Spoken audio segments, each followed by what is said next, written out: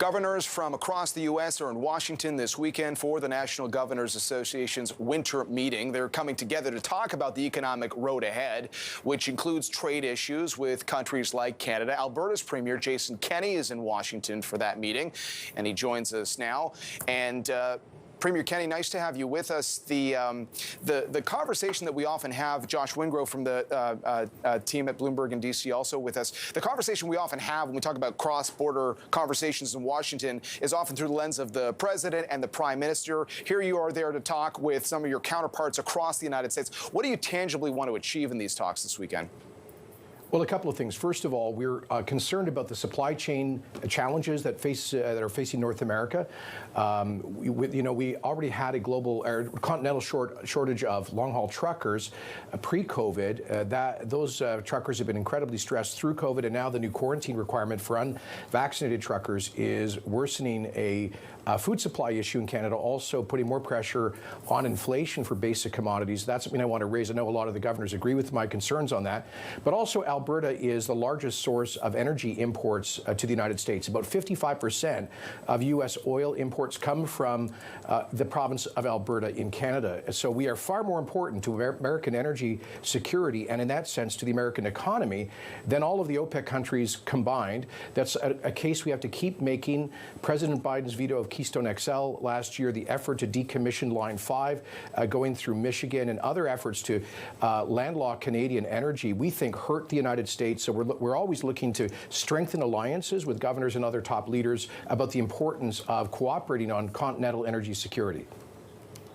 All right, well, you make those comments, of course, as in Canada, we were watching that trucker convoy make its way to Ottawa, with many expressing their frustration. On the food supply issue specifically, though, Premier Kenney, obviously you took some heat on social media for some pictures that were shared that essentially showed empty store shelves, and that did prompt a response from that industry saying that we actually do still have food on the shelves. Can you just provide a few more numbers? Obviously, the cost of food has been rising in this country, but what kind of food supply shortage are you talking about right now?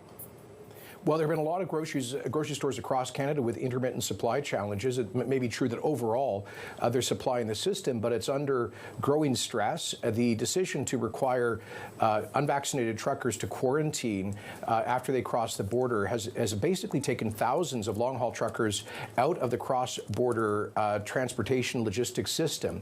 And so that inevitably will have a bigger impact, which will grow over time. We're just calling on the two federal governments to simply exercise a bit of common sense here and to extend an exemption for unvaccinated cross-border truckers. These are folks who are working in their cabs by themselves. They don't represent a public health risk. There are tens of millions of Americans and millions of Canadians who already have active Omicron infections. And so this policy, I don't think, makes any compelling public health sense, but it will worsen what we know is a growing supply chain issue. And for American viewers, I mean, most of the green products on Canadian grocery shelves come from the United States and Mexico. We need that system to be working at full capacity. Premier, we want to talk about oil while we have you here, of course. As we're talking Western Canadian Select, the sort of benchmark price for Alberta oil, $75 hasn't been that high since 2014. What do you think the impact of that is going to be, particularly on capital expenditure, perhaps? Right. And what does the supply picture look like? Can you produce more oil? Can you get it to the U.S. or elsewhere to market? Well, supply is not a problem. In fact, in November, we produced and shipped more oil from Alberta than at any time in our history. We hit about 4 million barrels a day. So the oil sands operators can actually increase volumes. The only limitation is on shipment capacity through pipelines. Now, with the commissioning of the Enbridge Line 3 replacement in November of last year, that added about 350,000 barrels a day. And there's also been some pipeline optimization work in the U.S. pipeline network. Plus, we are hopeful that by the end of this year, we'll see the completion of the Trans Mountain expansion project to the Canada's west coast, which will add about another 500,000 incremental barrels a day. So, you know, in the short to midterm, Canada will be able to ship and maintain record levels of production and exports. We'd like to be able to go further, but the veto of Keystone XL, of course, is the big impediment in that area. What's your message on Line 5 to President Biden and the governor? Well, that the U.S. government should stop its neutrality on Line 5 and come down on the side of U.S. energy security. That project has been safely operating for 6 decades through the Straits of Mackinac. It is the major source of energy for Michigan, the Ohio refineries, the Detroit airport, and the Southern Ontario, Southern Quebec economies. It's about 640,000 barrels a day of light oil. It's absolutely critical to the upper Midwest and to central Canada. Canada has a treaty with the United States. We appreciate the U.S. is finally sitting down and talking to us about this in the context of the treaty. But we'd like to say to the Biden administration, while you're begging OPEC to increase production and shipments, why aren't you talking to the governor of Michigan about stopping the efforts to interrupt that pipeline? And with oil at this price level, this is always generally good news for Alberta coffers. As full disclosure, Bloomberg sort of token Albertan here in the D.C. Bureau. Can voters in Alberta expect a balanced budget coming from you next month? Well, we'll see. Certainly our fiscal situation is improving dramatically. Last year, we were looking at about an $18 billion deficit because of COVID. We've been restraining spending pretty significantly. That plus the big bump up in commodity prices is putting us in the range of a potential balanced budget in the next couple of years. We'll see where it lands. You talk about Line 5 and pipelines coming down to the U.S. What about going to your East Coast? I mean, wouldn't it be great if you could supply Europe with some of the extra natural gas supplies that you have, giving them a little bit more optionality? Exactly. Canada, I think, is the ideal solution to the problem of international energy security. Western Europe increasingly getting tied to Vladimir Putin's Russia. The U.S. administration lifting the sanctions effectively on Nord Stream 2 means that Germany and Western European countries will be more dependent on Russian energy. I don't think that's good in a geopolitical sense.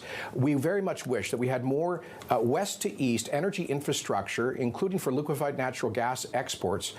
There was actually a project to deliver more Alberta crude to the East Coast through something called Energy East. Unfortunately, that was a victim of Ottawa's regulatory approach, hostile to that project. And unfortunately, there was a project called Energy Saguenay that Berkshire Hathaway was prepared to invest in. Again, they pulled back on that because of regulatory uncertainty. So I do hope that in this new context where energy security is a big global issue, that we can get some remove some of the unnecessary regulatory barriers to allow for greater coastal shipments, including on the East Coast to Europe. Premier Kenney, we're almost out of time, but we did start by talking about your views on some of the challenges, supply chain challenges with vaccinations. We should just be clear about the restrictions that are still in place in your province. Can you just clarify on that, please? Yeah, well, Alberta has, I would say, we have public health measures in place that by Canadian standards are relatively modest. They're probably more rigorous than most of the U.S. states. And we do hope that we'll be able to relax those further as soon as we see pressures on our hospitals begin to diminish. We think we've passed the peak of Omicron infections, but we may be just at or around the peak on hospitalizations. We need to see the pressure on our hospitals begin to abate, and then hopefully later this quarter we'll be able significantly to relax the public health measures that are in place.